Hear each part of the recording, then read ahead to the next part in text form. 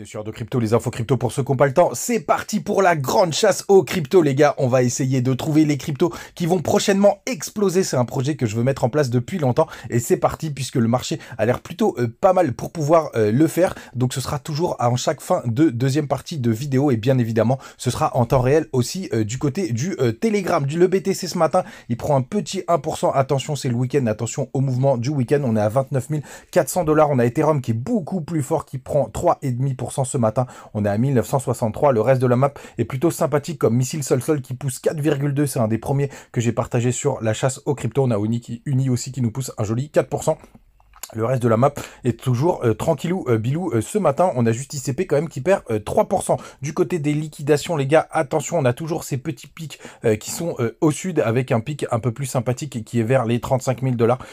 Donc est-ce qu'on aura besoin de nettoyer pour y aller? L'avenir nous le dira, les gars, puisque surtout à court terme, il y a quand même des pics qui sont assez chauds. Mais quand on va du côté du long short ratio, et puisqu'on continue quand même les petites analyses du BTC, on voit qu'on est surtout en zone neutre, en tout cas du côté de Binance, puisqu'on a 51% de personnes qui sont en short ce matin. Donc c'est plutôt stable, on ne s'achète pas du tout sur le spot, donc vraiment attention, mais c'est le week-end. Et on a aussi des fundings qui sont plutôt proches de zéro, donc toujours une approche très très neutre du côté du long short ratio. Quand on va en daily sur du court terme, je vous avais tracé ce petit triangle de compression. On l'a pour l'instant, on a fait un petit fake out. Vous voyez juste ici avec cette mèche, on a réintégré direct, mais pour autant on n'a pas été chercher la borne basse, donc on va voir ce que ça va donner. Pas de résolution, mais en tout cas plus le BTC latéralise, mieux c'est pour les altcoins. Bien évidemment, le point important, les gars, la semaine prochaine, le 10 mai, on a les chiffres de l'inflation, le CPI à 14h30, donc ça c'est vraiment un rendez-vous très très important.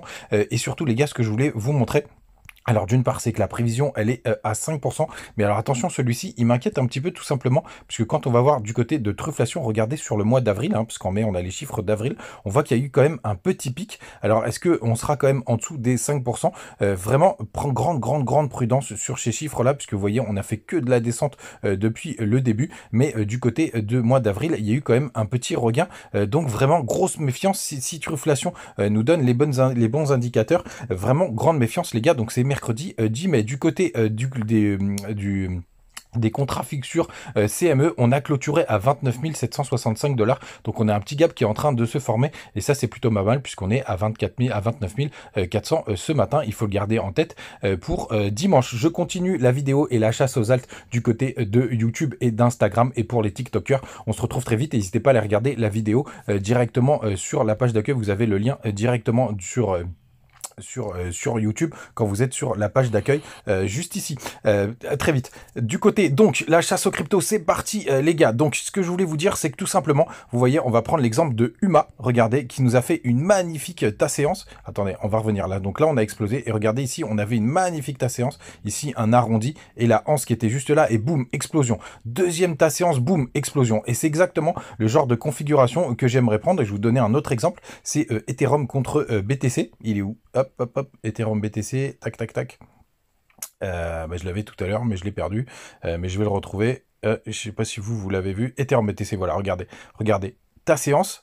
Petite tasse ici, anse derrière, boum, explosion. Donc on va voir évidemment, et on voit ce matin que Ethereum est beaucoup plus fort. Et donc ce que je veux qu'on fasse ensemble, les gars, c'est qu'on essaye d'aller détecter toutes celles qui ressemblent à cette configuration. Alors on va en prendre quelques-unes qui seraient intéressantes. KSM par exemple, là on est plutôt sur de la latéralisation pour avoir une épaule tête-épaule. Donc on n'a pas tout à fait la tasse séance, mais on est vraiment sur des points bas si jamais on a une épaule tête-épaule qui commence à se former. Oui, petite précision, les gars, je veux qu'on regarde en H4, donc en 4 heures pour des petites performances 4 heures, et quand on voit quelque chose qui est assez sympathique, on augmente dans les time frames, on passe en weekly pour voir si on est sur des zones clés. Et vous voyez par exemple du côté du weekly, quand on est sur KSM, tout simplement on est revenu retester ce WP qui est pas tout à fait valide parce qu'on a fait un point un peu plus bas. Donc KSM c'est pas la meilleure, mais ça peut être intéressant.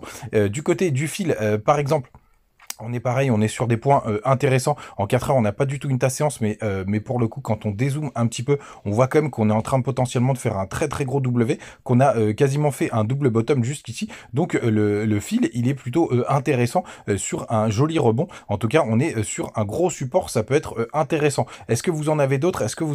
Évidemment, n'hésitez pas à les partager. On va prendre aussi Jasmy, qui est vraiment très intéressant. Regardez, mais il a déjà pété, lui. On avait la tasse, pardon, et derrière la anse, et boum, explosion explosion dès qu'on a breaké. Donc soit on essaye de se positionner sur ce petit point d'entrée sur un retracement, soit on sort à la cassure, mais la cassure bien évidemment ça reste un peu plus lointain. On va prendre bande aussi par exemple, qui est aussi sur des points plutôt bas, mais moi il m'intéresse un petit peu moins parce qu'il y a eu des pics, vraiment j'aimerais qu'on aille toucher ce support, pourquoi pas à 1,65. Les gars, venez participer à ce gros projet, donnez-moi vos alts en commentaire, partagez-les, on les regarde tous ensemble, bien évidemment, n'hésitez pas à rejoindre le Telegram pour qu'on regarde tout ça, et allez, on prend un petit dernier Mina. Alors Mina par exemple, c'est vraiment le genre de crypto qui m'intéresse beaucoup moins puisqu'on a fait un nouveau plus bas, donc pour l'instant c'est des cryptos sur lesquels je veux pas rentrer, qui sont pour moi pas du tout matures pour péter. Par exemple, Milsil Sol, oui, c'est celui que j'avais partagé du côté du Telegram. Regardez,